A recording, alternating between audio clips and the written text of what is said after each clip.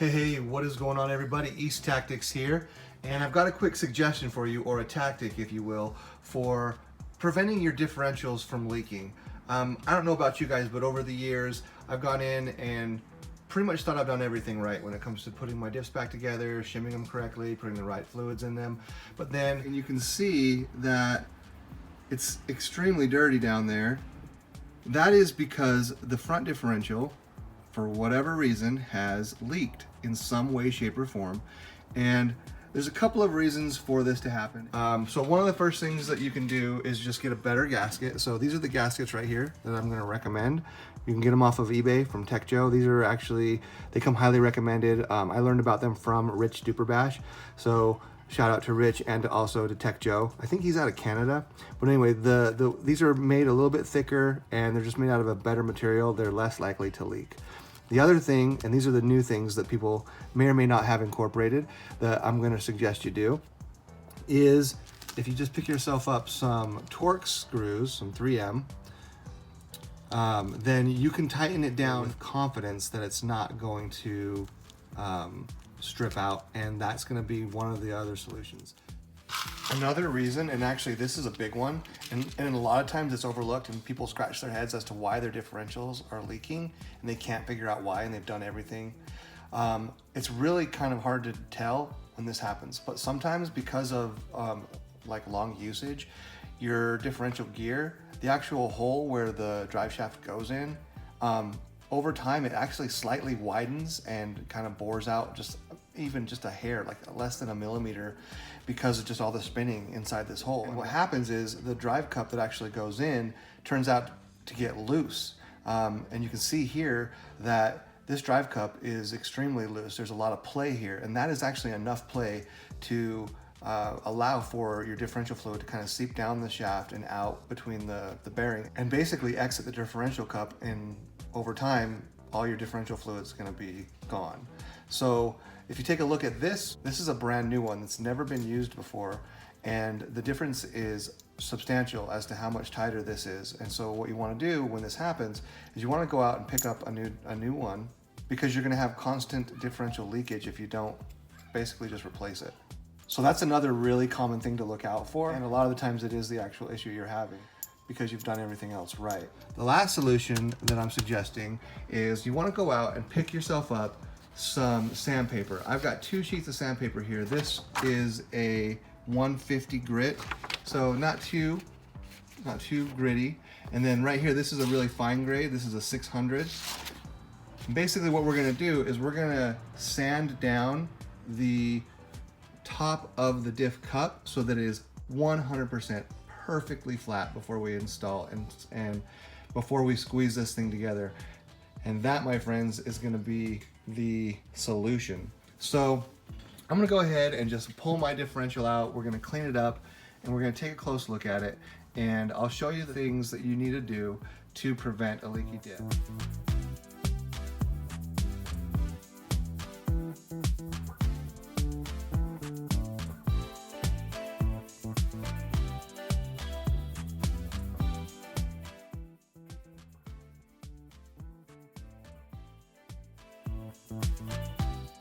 On this one right here, I actually had to go in and put a little washer on it because it kind of stripped through the plastic. So I put a tiny washer here, and that really locks it down. So if you guys run into a similar issue, you can do the same.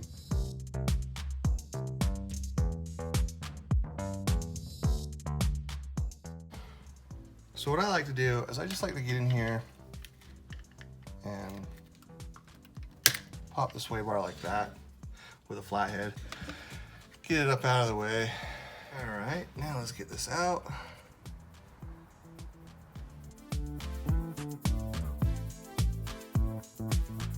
Just wrap a rubber band around this so that it stays up and out of the way.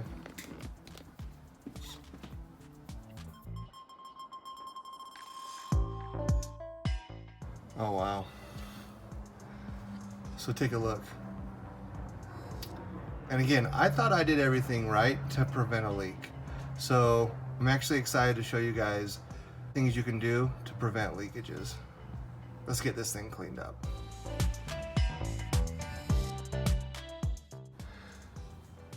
Also, You can pick up a bag of just random rags, what they call painter's rags.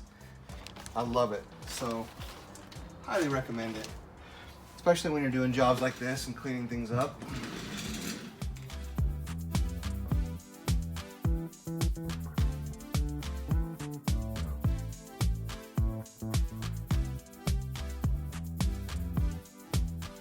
You can see on this side, it's pretty dry, but on this side, see how gloppy that is? And that's where I think it's leaking, to be honest with you.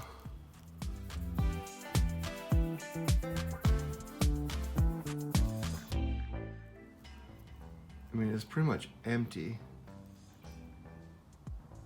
so that's not ideal. These are going in the trash.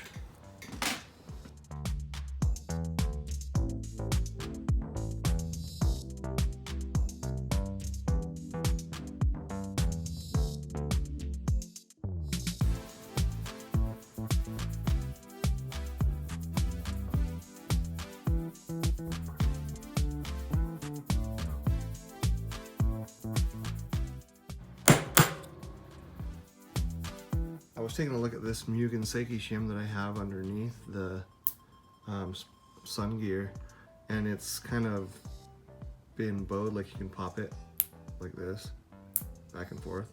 So we will replace that.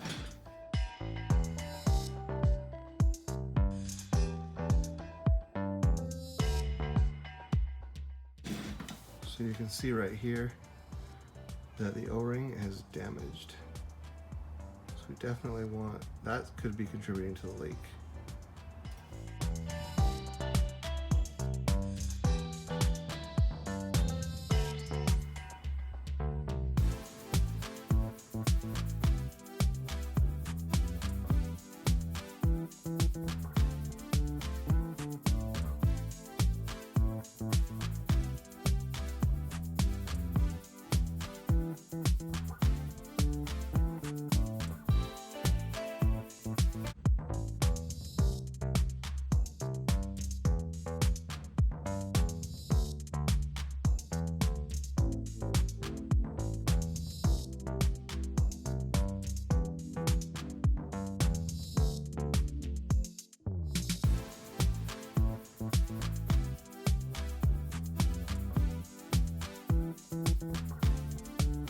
See what it looks like on the inside. So now that the rubber shield is off, you can re-lube these things, and this right here is a lube you can pick up called Perpetual Motion. And basically what I'm doing right here is what technically you should do to all of your bearings at least once a year if you want to maintain them and get them back up to running properly. So here's a quick tutorial on, you know, taking care of your bearings. So I'm going to put some of this in there and see if that helps.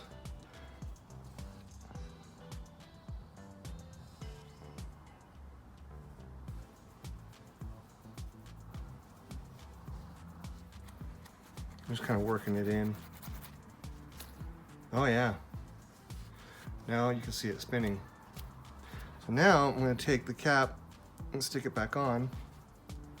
Basically just pop this thing back in there, really easy.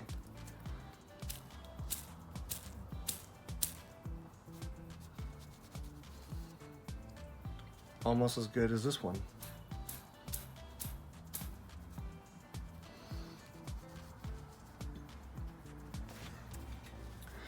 All right, so that bearing's good.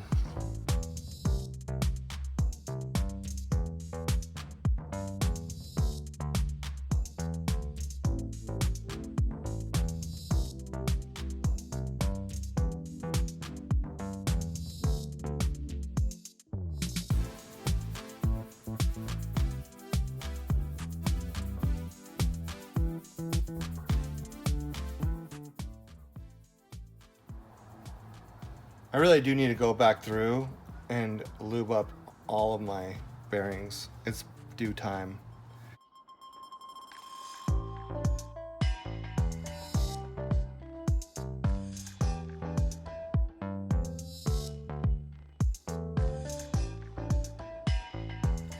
That was actually a lot easier than I thought it would be. Oh yeah, now look at that. Spinning much better.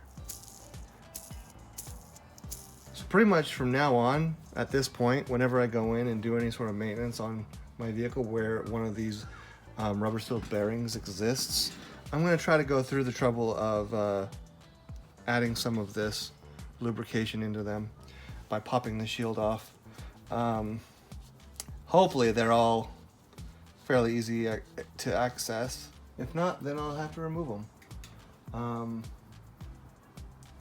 But yeah, I could do all 6 of the bearings on the differentials like this while they're basically intact. That's why you always want to have the rubber seal on the outside, so you can actually do that. Cool. All right, let's get these shims on. There we go. I'll take a tiny bit of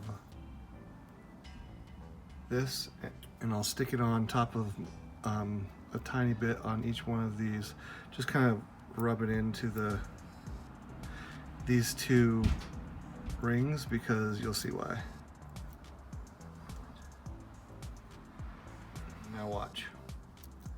It all just kind of sticks together. See, it's not moving. Makes your life a lot easier when you're putting it in. Check your side-to-side slop. I don't feel any.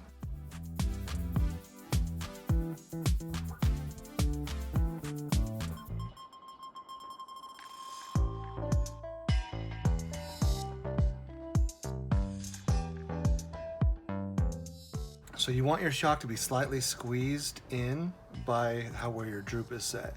So by turning it counterclockwise, I'm raising it, which is what I want.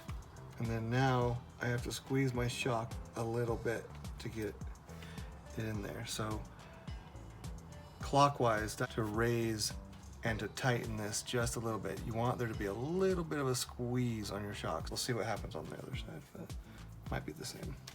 Yeah, same thing. Clockwise raises it. Okay. Clockwise on both sides is gonna allow you to move it so that you can get a little bit of a pinch that you need to incorporate on these shocks.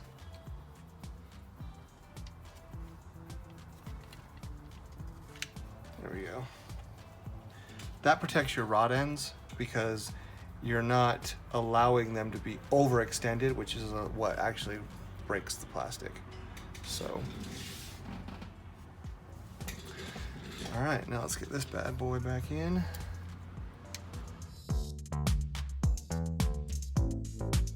All right, so my front end's gotten some TLC. I'm really confident that there's not going to be a leak issue anymore. Anyway guys, thanks for watching this video on how to prevent leakages in your differentials. Same concept applies for all 3 of them, whether you're running the EXB diffs or the V5 diffs or the V4 diffs. You just want to make sure that those key things are taken care of and you shouldn't have any problems. If I end up leaking from this again, I will let you guys know. Don't forget to like this video if you appreciate the content and subscribe if you're not already a subscriber.